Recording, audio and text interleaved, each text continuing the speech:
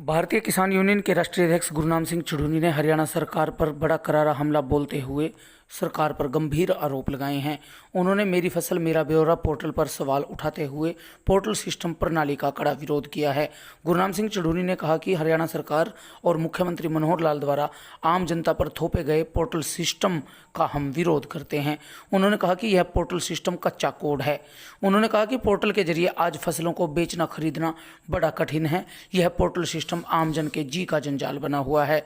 गुरनाम सिंह चुढ़ूनी ने आंकड़े जारी करते हुए मेरा फसल मेरा ब्यौरा की आड़ में बड़े घोटाले का आरोप सरकार पर लगाया है। उन्होंने आंकड़े जारी किए हैं कि पोर्टल सिस्टम समय रहते नहीं चलता और इसका कई बार सर्वर डाउन होता है। उन्होंने जिलावार आंकड़े भी प्रस्तुत किए हैं कि मेरा फसल मेरा ब्यौरा के अंतर्गत किस जिले में कितने प्रतिशत धान की फसल की खरीद की गई। उन्होंने कहा कि पोर्टल के बंद होने के बाद किसान अपनी फसल नहीं बेच पाता, जबकि किसान की फसल बेचने के लिए पोर्टल हो या फिर कोई अन्य व्यवस्था हो वह मौजूद रहनी चाहिए। उन्होंने सरकार पर आरोप लगाया कि सरकार किसानों का प्रताड़ना कर रही है। सुनिए चुढ़ूनी ने क्या कहा। कच्चा कोड हमारे ऊपर थोप दिया है, इसमें कहीं कोई कमी है कहीं कोई कमी है, और कितने किसान जो हैं वो रह गए हैं पोर्टल करवाने से। एक रिपोर्ट हमारे सामने आई है कि 55% से लेके 90% तक पोर्टल हुआ है। किसी जिले में 55% है, किसी में 70% है, किसी में 80% है, 100% कहीं का भी नहीं हुआ। और उसके बावजूद भी पोर्टल को बंद कर दिया। दोबारा खोला भी था वो 28-29-30 तारीख के लिए, लेकिन उसमें साइट नहीं चली, फिर बंद कर दिया।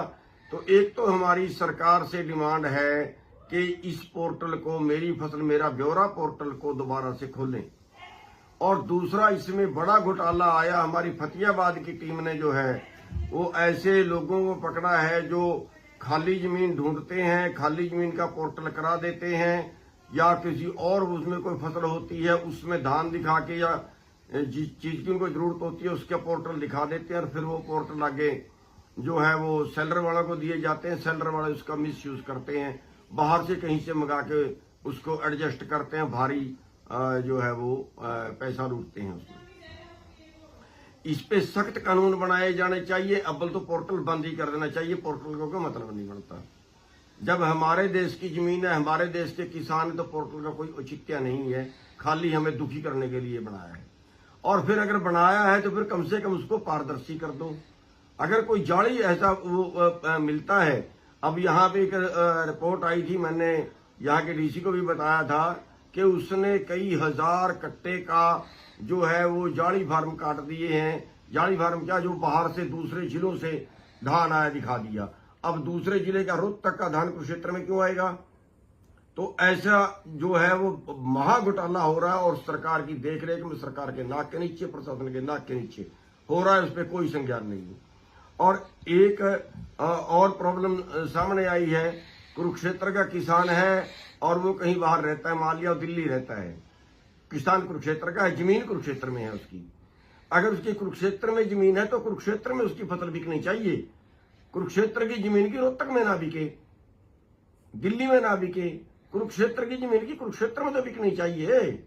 इस पे बता रहे हैं ऐसे 1100 केस खाली कुरुक्षेत्र जिले के हैं।